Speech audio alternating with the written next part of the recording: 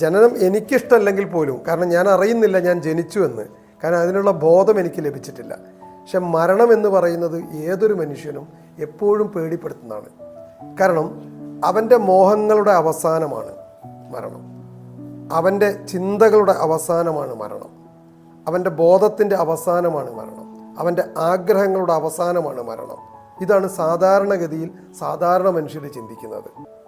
എന്നാൽ മരണം എന്ന് പറയുന്നത് ഏറ്റവും സുന്ദരമാണെന്നും ഞാൻ മരിക്കുന്നില്ലെന്നും എൻ്റെ ശരീരത്തിന് മാത്രമാണ് നാശമെന്നും വിചാരിക്കുന്ന മനുഷ്യന് മരണത്തെക്കുറിച്ച് ഭയം ഉണ്ടാവില്ല.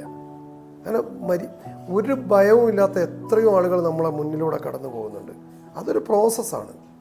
സാധാരണ ഭക്ഷണം കഴിക്കുന്നത് പോലെ, സാധാരണ വെള്ളം കുടിക്കുന്നത് പോലെ, നിങ്ങൾ ഒരു നദിയിൽ നീന്തുന്നത് പോലെ, നിങ്ങൾ നിങ്ങളുടെ കൂട്ടുകാരൊത്ത് ആഹ്ലാദിക്കുന്നത് പോലെ തന്നെ വളരെ സുന്ദരമായ ഒരു കാര്യം തന്നെയാണ് മരണം എന്ന് ചിന്തിക്കുന്ന എത്രയോ ആളുകൾ നമ്മളെ കൂടെയുണ്ട്. അവർക്ക് മരണത്തെ ഭയമില്ല. കാരണം നിങ്ങൾ മരിക്കുന്നില്ല എന്നുള്ളതാണ് സത്യം. കാരണം ആത്മാവിന് മരണമില്ലെന്ന് നമുക്ക് ഗീതയിൽ തന്നെ എത്രയോ മുമ്പ് അർജുനൻ അല്ലെങ്കിൽ കൃഷ്ണൻ അർജുനന് പറഞ്ഞു കൊടുത്തിട്ടുണ്ട്.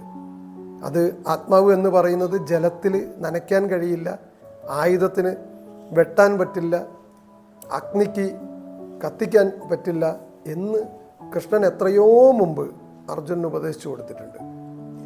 ആധുനിക സൈക്കോളജിയും പറയുന്നത് അത് തന്നെയാണ്. കാരണം ഈ എനർജിയെ നശിപ്പിക്കാൻ കഴിയില്ല.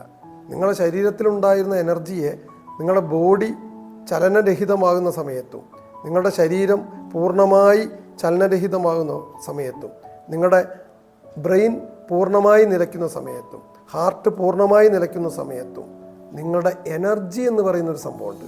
ആ എനർജിയെ നശിപ്പിക്കാൻ കഴിയില്ല. എനർജി നശിക്കുന്നേ ഇല്ല. അതൊരു ഫിസിക്സിൻ്റെ നിയമമാണ്.